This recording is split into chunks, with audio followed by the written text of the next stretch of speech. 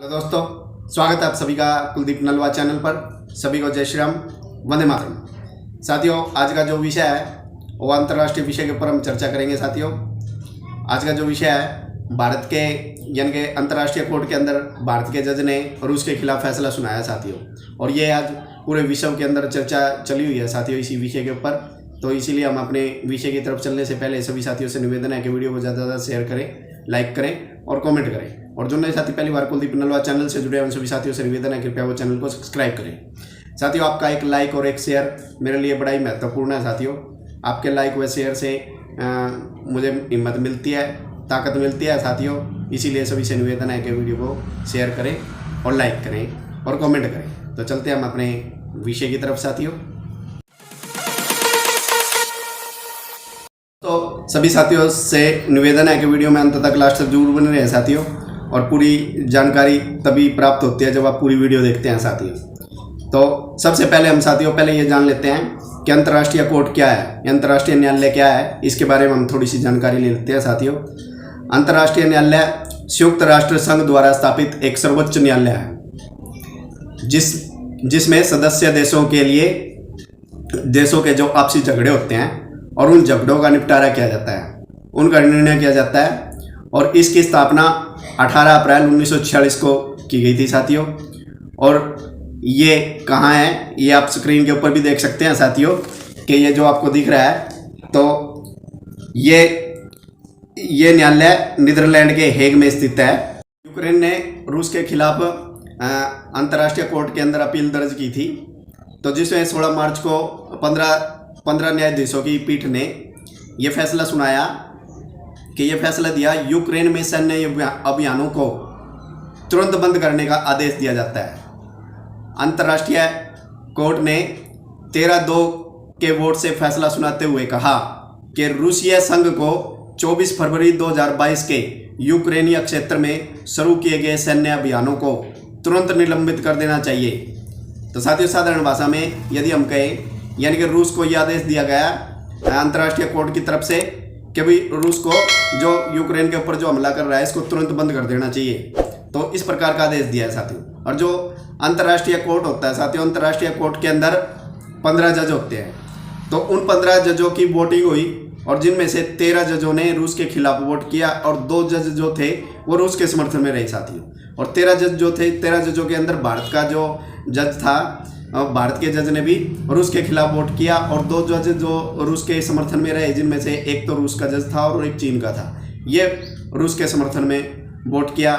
तो साथियों, अब सोचने वाला विषय जो है कि भारत का जो जज है, भारत के जज का नाम है, भारत का जो जज है उसका नाम है दलवीर भंडारी।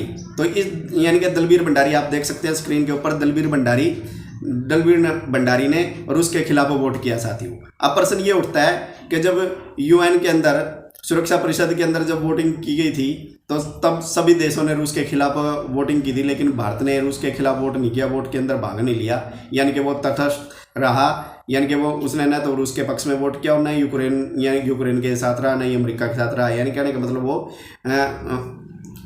किसी में भी उसने भाग नहीं लिया। पर लेकिन इस कोर्ट के अंदर जो फैसला लिया गया, लेकिन उसके अंदर जो भारत का जो जज था तो उसने रूस के खिलाफ वोट क्यों किया साथियों। इसके साधारण सी बातों में, यदि साधारण से हम शब्दों में यदि समझें तो साथियों इसका समझने का तरीका सिर्फ साधारण सी बात यह है कि क्योंकि ये मामला जो था ये कोर्ट का मामला था साथियों, ये कोर्ट के अंदर चला हुआ था और ये जज था। और जज होने की वजह से, क्योंकि जज का काम होता है कि न्याय देना और न्याय के पक्ष में रहना, तो इसीलिए भारत का ये जो जज थे दलवीर भंडारी, तो इन्होंने यानी कि रूस के खिलाफ वोट किया साथियों। तो सीधी सी साधारण सी बात यही है। और इसी के ऊपर ही फिर एक जो यूक्रेन के जो राष्ट्रपति हैं जेलेंस्की, और जेलेंस्की ने एक ट्वीट किया और ट्वीट के माध्यम से उसने क्या कहा ये आप स्क्रीन के ऊपर देख सकते हैं और पढ़ सकते हैं कि जेलेंस्की ने क्या बोला। यूक्रेन ने अंतर्राष्ट्रीय न्यायालय में रूस के खिलाफ अपने मामले में पूरी जीत हासिल की है और आईसीजे ने आक्रमण को तुरंत रोकने का आदेश दिया है। यह आदेश अंतर्राष्ट्रीय कानून के तहत बाध्यकारी है और रूस को तुरंत अनुपालन करना चाहिए। आदेश की अवहेलना करना रूस को और भी अलग थलग कर देगी। तो अब साथियों यानी कि आप सबने देख लिया, अब हमने पढ़ा स्क्रीन के ऊपर। तो अब साथियों ये प्रश्न ये उठता है कि जब अंतर्राष्ट्रीय कोर्ट ने रूस के खिलाफ ये फैसला दिया है साथियों, तो अब इस फैसले से होगा क्या? क्या क्या रूस अब यूक्रेन के ऊपर हमला करना बंद कर देगा इस फैसले के बाद, या फिर वो इस कोर्ट की अवहेलना करते हुए इस फैसले को मानने से इनकार करेगा साथियों? तो अब पहले हम ये बात जानने से पहले साथियों हम ये जान लेते हैं कि यदि कोई अंतर्राष्ट्रीय कोर्ट की, अंतर्राष्ट्रीय न्यायालय की यदि कोई भी देश यदि बात नहीं मानता तो फिर क्या होता है साथियों? इसके बारे में हम थोड़ी सी जान लेते हैं साथियों। इसके बारे में हम थोड़ा सा ही जान लेते हैं। तो साथियों जब कोई देश यानी अंतर्राष्ट्रीय कोर्ट की बात नहीं मानता तो अंतर्राष्ट्रीय कोर्ट का क्या काम होता है? अंतर्राष्ट्रीय कोर्ट सुरक्षा परिषद के अंदर इस मामले को भेजता है और दबाव बनाता है और ये मांग करता है कि इस फैसले को न मानने पर उस देश के खिलाफ कार्रवाई की जाए।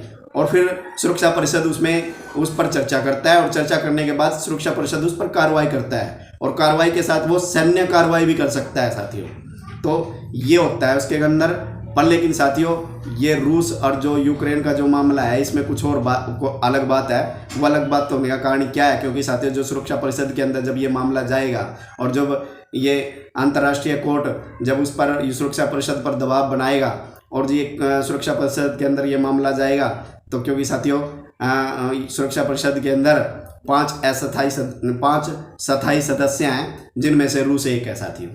तो अब रूस उसका सदस्य है, तो रूस उसका सदस्य होने के कारण अब वो जब ये मामला जब उठेगा उसके अंदर सुरक्षा परिषद के अंदर तो रूस उसमें वीटो कर देगा।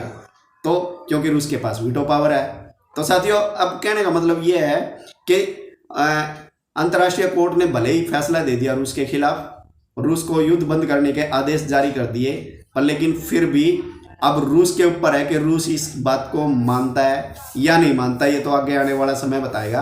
पर लेकिन यदि रूस यदि इसे मानने से इनकार कर देता है, लेकिन रूस के ऊपर कोई कार्रवाई नहीं हो सकती क्योंकि रूस के पास वीटो पावर है।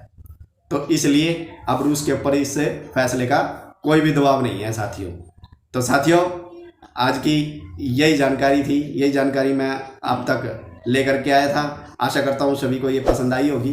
तो इसीलिए सभी साथियों को जय श्री राम, वंदे मातरम। तो मिलते हैं साथियों नई जानकारी के साथ। मैं इसी प्रकार से आप लोगों के लिए नई जानकारियाँ लेकर के आता रहूँगा। तब तक सभी को जय श्री राम।